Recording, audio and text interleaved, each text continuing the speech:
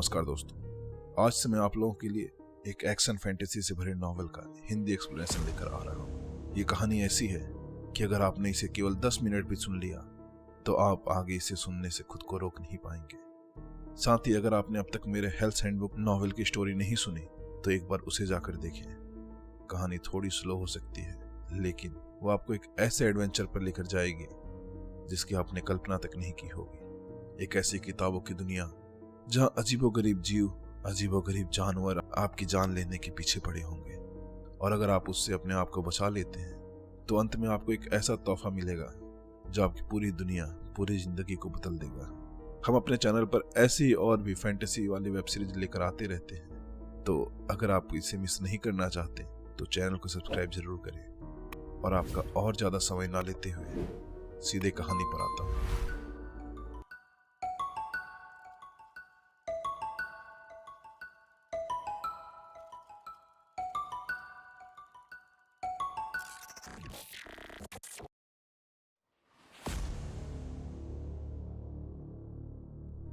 मैं किले की विशालता को देखकर आश्चर्यचकित था। यह ड्रैगन गार्ड का घर था, जो राज्य के सबसे महान योद्धा थे। यह अपने आप में प्रभावशाली था। यह और भी आश्चर्यजनक था क्योंकि यह ड्रैगन का घर भी था। विशाल शक्तिशाली जीवों को महल के निचले कक्ष में रखा जाता था। कम से कम मेरे पिता ने मुझे यही बताया था। ऑटोविक शहर के चारों ओर 40 फीट ऊंची दीवार थी। साथ ही उसके पीछे पत्थर का एक किला भी था। यह जगह देखने का मेरा पहला मौका था, और यह उतना ही बड़ा और भव्य था जितना मैंने हमेशा इसकी कल्पना की थी। दीवार के माध्यम से प्रवेश करने वाले विशाल दरवाजों पर पूरी तरह से हथियारों से लैस गार्ड तैनात थे। प्रवेश द्वार पर एक छोटी सी लाइन बनाई गई थी, क्योंकि गार्ड हर प्रवेश करने वाले की जांच कर रहे थे। मैं नीचे की ओर चला और अपनी तलवार की बेल्ट को ठीक करते हुए लाइन में शामिल हो गया। ब्लेड की वजन लगातार मेरी पैंट को नीचे खींच रही थी। इसने मुझे कंधे के ऊपर वाली तलवार के म्यान के बजाय साइड के म्यान का उपयोग करने के अपने निर्णय पर फिर से विचार करने पर मजबूर कर दिया। अब मेरा मन बदलने के लिए बहुत देर हो चुका था। मैंने किले तक पहुंचने के लिए अपने आखिरी सिक्के भी खर्च कर दिए थे, और मुझे इस पर संदेह भी था कि स्कूल मुझे अपने ट्रेनिंग के दौरान तलवार ले जाने की अनुमति देगा या नहीं। लाइन धीरे धीरे आगे बढ़ी। मैंने धैर्य रखने की पूरी कोशिश की, लेकिन यह मुश्किल था। मैं आखिरकार यहाँ पहुंच गया, ड्रैगन गार्ड का घर। जब से मैंने होश संभाला है तब से मैं उनके रैंक में शामिल होने का सपना देखता था। मेरे पिता की कहानियां हमेशा रोमांच और आश्चर्य से भरी होती थी, क्योंकि वे अपने ड्रैगन और उसके बीच के बंधन का वर्णन करते थे। हालांकि अभी दिन का समय था, आसमान साफ था और सूरज बेरहमी से बरस रहा था। मैं अपनी पीठ और साइडों से पसीने की बूंदें बहता हुआ महसूस कर सकता था। मैंने अपने कैंटीन से बचा हुआ पानी पी लिया और इंतजार करना जारी रखा। धूप में तड़पने के बाद मैं चेक इन के लिए अगला था। मैंने अपने पीछे देखा और पाया कि लाइन बहुत लंबी हो गई थी। शहर में प्रवेश करने के लिए कम से कम 100 लोग इंतजार कर रहे थे। रुक जाओ नीच कुल के, एक गार्ड ने कहा। मैंने आगे देखा, सोचा कि वो मुझसे बात कर रहा है, लेकिन ऐसा नहीं था। उसका ध्यान मेरे सामने खड़ी एक लड़की पर था, जिसके लंबे काले बाल थे। उन्होंने पहले ही उसकी थैली की अच्छी तरह जांच कर ली थी, लेकिन बात करने वाले ने इसे कोहनी से पकड़ लिया और एक तरफ खींच लिया। मैं नहीं सुन सका कि वह उससे क्या कह रहा था, क्योंकि उसने अपनी आवाज कम कर ली थी। लेकिन जो भी हो, लड़की खुश नहीं दिख रही थी। तुम घूरना बंद करो और यहाँ आओ, दूसरा गार्ड मेरी तरफ घूर रहा था। मैं जल्दी से आगे बढ़ा। गार्ड ने मुझे ऊपर से नीचे तक देखा और भौहें सिकोड़ ली। तुम्हारा काम क्या है? उसने पूछा। मैं यहाँ स्कूल में एडमिशन लेने आया हूँ, मैंने जवाब दिया, अपनी पीठ से बहते पसीने को अनदेखा करने की कोशिश करते हुए। दूसरा गार्ड अभी भी लड़की से बात कर रहा था, और मेरी राय में वह थोड़ा ज्यादा संवेदनशील हो रहा था। एक और नीच कुल में जन्मा व्यक्ति प्रसिद्धि और धन की तलाश में है, यही बात है ना? गार्ड ने हेलमेट पहने हुए था, लेकिन उसके बालों के सिरे उसके नीचे से बाहर निकले हुए थे, जो सुनहरे रंग के थे। वह एक ऊंचा कुल में जन्मा था। वे सभी एक जैसे थे।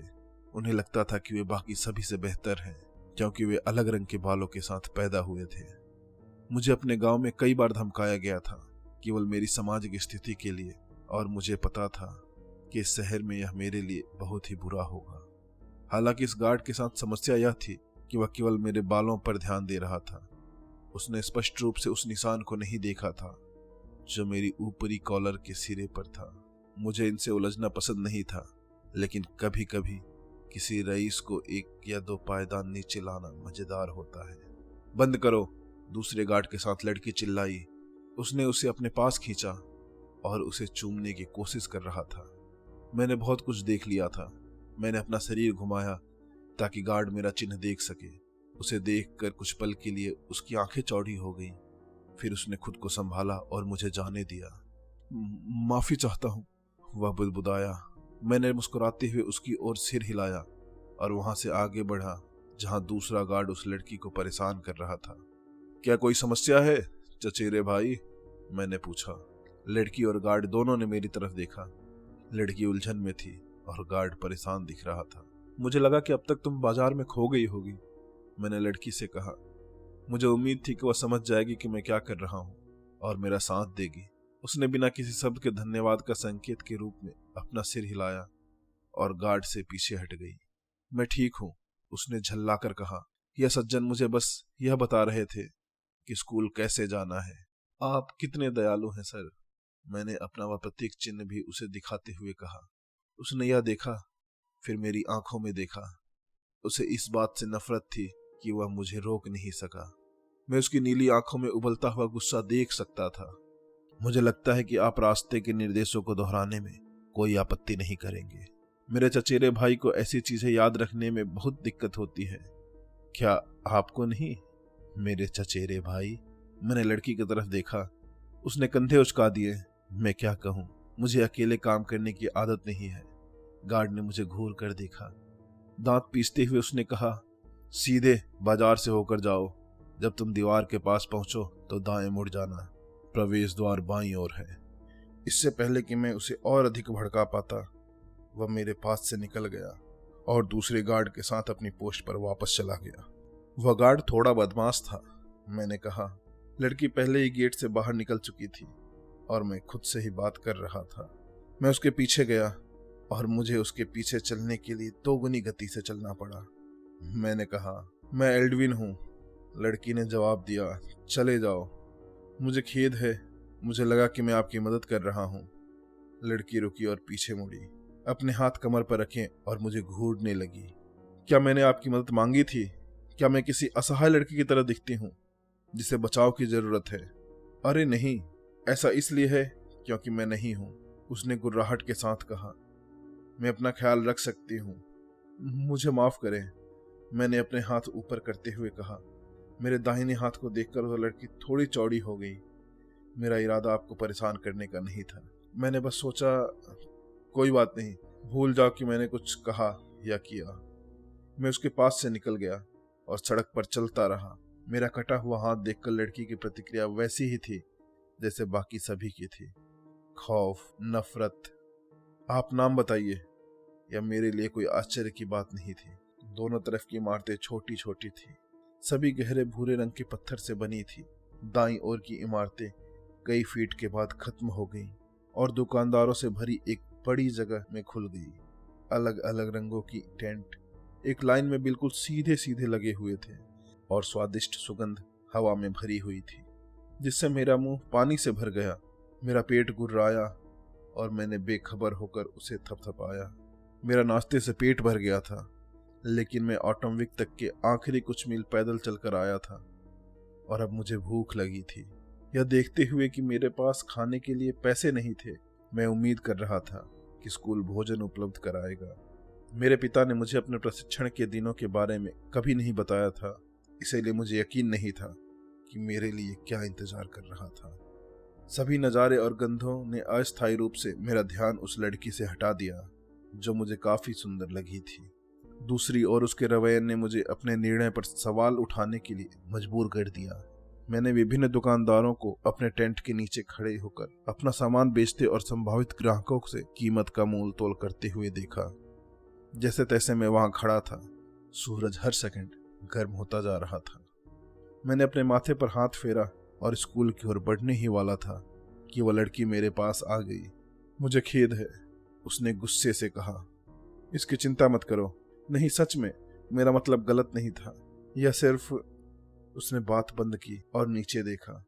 मेरे पूरे जीवन में लोगों ने अपने फायदे के लिए मेरी मदद करने की कोशिश की है, तो मैंने अपने जीवन में यह तय कर लिया कि मुझे कभी किसी की मदद की जरूरत नहीं पड़ेगी। उसने जो कहा उसका कोई मतलब नहीं था। वह भी मेरी तरह एक नीच कुल में जन्मी थी और उसकी मदद करके किसी को क्या फायदा होगा। मैंने उस विचार को दूर धकेल दिया। माफी स्वीकार है, मेरा इरादा आपको ठेस पहुंचाने या कुछ और करने का नहीं था। मुझे लगा कि गार्ड कुछ गलत करने के लिए आप पर जोर दे रहा था और मुझे लगा कि मैं स्थिति को शांत करने में मदद कर सकता हूँ। वह एक पल के लिए रुकी, फिर बोली, मैं मरेन हूँ। मरेन? यह अलग था लेकिन सुंदर। आपसे मिलकर अच्छा लगा मरेन। क्या तुम सच में स्कूल जा रही हो? हाँ, मैं ड्रैगन गार्ड बनना चाहती हूँ, मरेन ने पुष्टि की। मैं भी यही सोचता हूँ। मेरे पिता भी ऐसे ही थे? वह मर गए, दरअसल 10 साल पहले एक बड़ी लड़ाई में। मरेन की आंखें चौड़ी हो गईं। रुको, तुम्हारे पिता मैथियास बेंस थे? मैंने सिर हिलाया। इसी तरह मुझे यह मिला। मैंने अपनी आस्तीन पर अपने प्रतीक चिन्ह की ओर इशारा किया। काम से महान। मैंने सिर हिलाया। वह एक पल के लिए पैच को ध्यान से देखती रही, फिर बाजार की ओर मुड़ी। कुछ अच्छी खुशबू आ रही है। क्या तुम मुझे यह पता लगाने में मदद करोगे कि यह क्या है? मैं हाँ कहना चाहता था, लेकिन मेरे पास पैसे नहीं थे, इसलिए मुझे मना करना पड़ा। शुक्र है कि उसने कोई कारण नहीं पूछा। अगर उसने पूछा होता तो मैं उससे झूठ नहीं बोलता, लेकिन मैं शर्मिंदा होता। मेरे पिता की वीरता ने मेरे परिवार को एक महान पदवी दिलाई थी, लेकिन पदवी धन के साथ नहीं आई थी। मैं तुम्हें स्कूल में मिलूंगा, मैंने कहा। मरेन ने कंधे उचका दिए और भीड़ भरे बाजार में गायब हो गई। पसीने की एक बूंद मेरी आंख से टपकने ही वाली थी और मैंने उसे पोंछ दिया। फिर किले की ओर आगे बढ़ गया। ये लड़कियां भी अजीब होती हैं। इसी विचार के साथ ये एपिसोड यहीं खत्म होता है। दोस्तों, आपको ये वीडियो कैसा लगा मुझे कमेंट में बताएं। तो आज के लिए बस इतना ही। कल फिर मिलता हूँ इसके अगले भाग या किसी दूसरी वीडियो में। तब तक के लिए धन्यवाद।